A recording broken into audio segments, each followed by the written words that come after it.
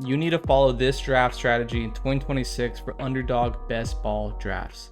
All right, without further ado, we'll get into this. 2026 Underdog best ball drafts, the dinger, are going on currently, and as we get closer to the MLB season, we get more and more news that comes out of players, either not going to make the roster or they're getting hurt in the preseason. We got the World Baseball Classic coming up, so it's important to go into your drafts with a strategy, know who's not there, know who's hurting, and just kind of be aware of the ADP. My favorite strategy that I live and die by of the drafts I've done 30 plus drafts at the moment, is I need to grab one of those 5 elite starting pitchers. If that's Skeen, Skubal, Crochet, Yamamoto, or Christopher Sanchez, I tell myself I need to leave with one of those pitchers. I don't care which one I get per se. If they fall to me, great. I'm going to take one of them, but I'm not going to take 2 of them. Through the first 10 rounds, I like grabbing one of those pitchers and then 4 or 5 infielders and 4 or 5 outfielders. So once I get through 10 rounds, I want to have one pitcher. That's my goal. I like to get pretty balanced in terms of infield, outfield. I don't like grabbing 6 outfielders right away. I don't like grabbing 6 infielders type of way, or right away. But I do like leaning towards outfielders, because if you think of it position wise, right, you get the 3 outfielders and a DH. Those are all outfield positions. And then infield, you have 4 infield spots plus a catcher. So there's more players you can grab on the infield compared to the outfield. So I like going outfield earlier. I think the outfield picks in the later rounds, if you're trying to fill out your draft, are not that good compared to the infielders in the later rounds. So my favorite draft, 1 pitcher, 4 or 5. I would probably say 4 infielders, 5 outfielders. That should be your first 10 picks. I like that. In terms of players to target within those first 10 picks, I like playing a little bit more safe, but also getting crazy upside in those picks compared to the last 10. My last 10 picks, I'm shooting for straight upside. I don't care if it's someone who we haven't seen a full season of a while, but we know we can win a Cy Young or has that upside, or if it's someone like Trevor Rogers, for example, who's amazing to start or to finish the year last year. It's like, those are the guys I'm targeting, and Trevor Rogers is my biggest exposure pick right now. I have him about 60% of my leagues. He's falling right around that 14th round, which is stupid. He should not be valued there, especially right now, earlier in the draft season. So I'm taking him any single time I get. Any pitcher or outfielder that I see that is falling down in terms of like extreme upside, right? Like Chris Bubich, that's a pitcher I have a lot of. Ryan Pepio, that's a pitcher I have a lot of. Jack Leiter, Shane Smith. These are guys who are in the last 10 rounds, and they just have potential to, absolutely be a dominant pitcher. They're so young, they have the upside. They've shown flashes of it, so I'm trying to take them any single time I can. 100%. That's honestly, like, being as not experienced as you, it's pretty cool to see the difference between the two of like just and best ball, and it's like it is a stark difference that you can just really shoot for the stars. And so I like you going for like a little bit more upside on that, especially towards the end, because it's like if you have this many like outfielders and infielders that can almost, like we talked about earlier, just save you from one of the guys absolutely crap in the bed, that's gives you full freedom to go for like those Dalen Lyles, or just any of the prospects that basically had like a good end to the season last year. Like you can take a flyer on Jack Caglianone, because it's like we are expecting him to be really good. So for sure, it's really cool that you can really just like bet on that and then just throw one of those out there, so you see what happens. All right, so if you are planning to do fantasy or underdog best ball drafts and you're not familiar with them, now's a good time to get into it.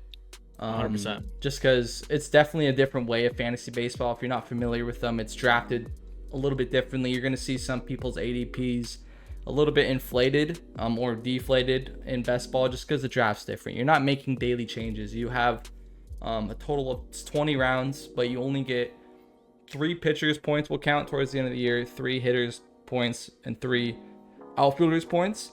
But then you get 1 utility, that's the infielder outfield. So technically, a lot of your people may not even be like contributing to anything, even if they have a decent season, but you have 3 or 4 more players doing better. So that's pretty sweet.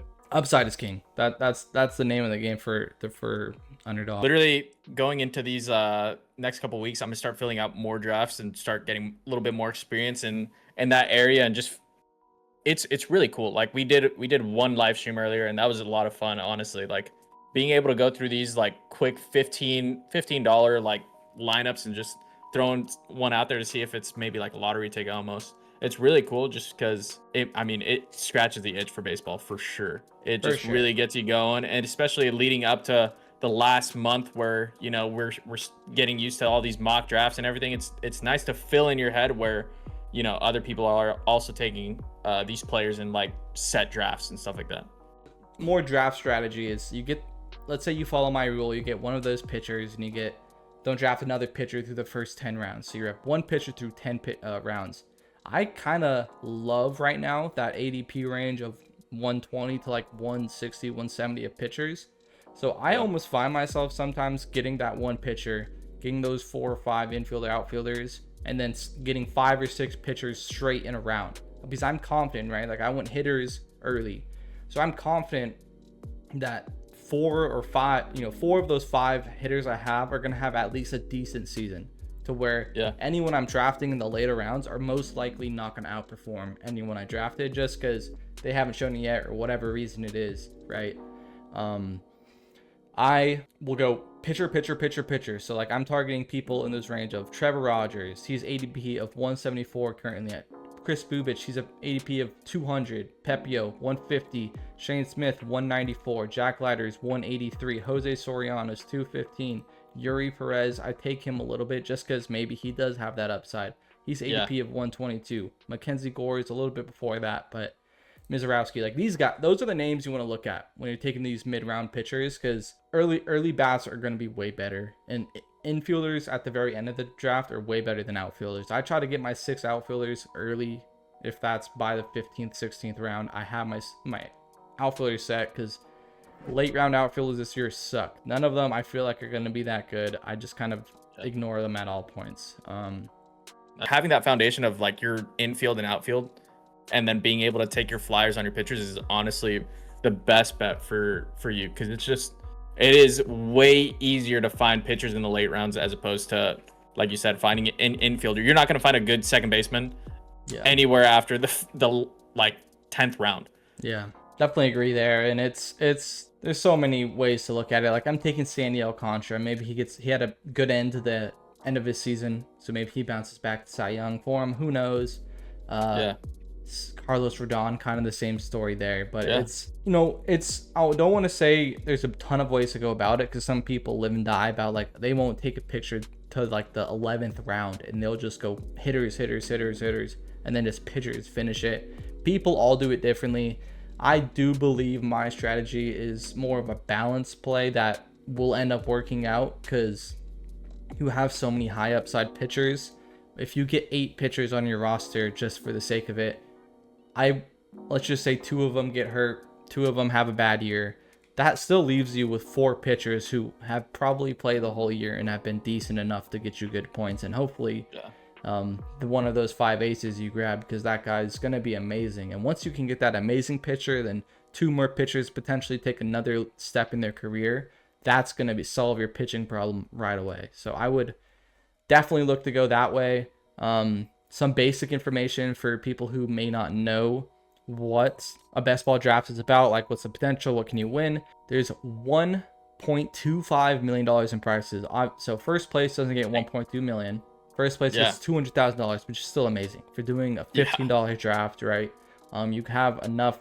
You can enter it 150 times. Not a lot of people do that, of course, because that's probably not the smartest. But if you win, you win. You get progressive money. So it's pretty much you're going to be put in a league. You're not adding or dropping anybody. And you're going to have your set 20 players. And after the first 18 weeks, if you are in the top 2 of your division or your league per se, you will then move on to the next round, which will be a 2-round quarterfinal.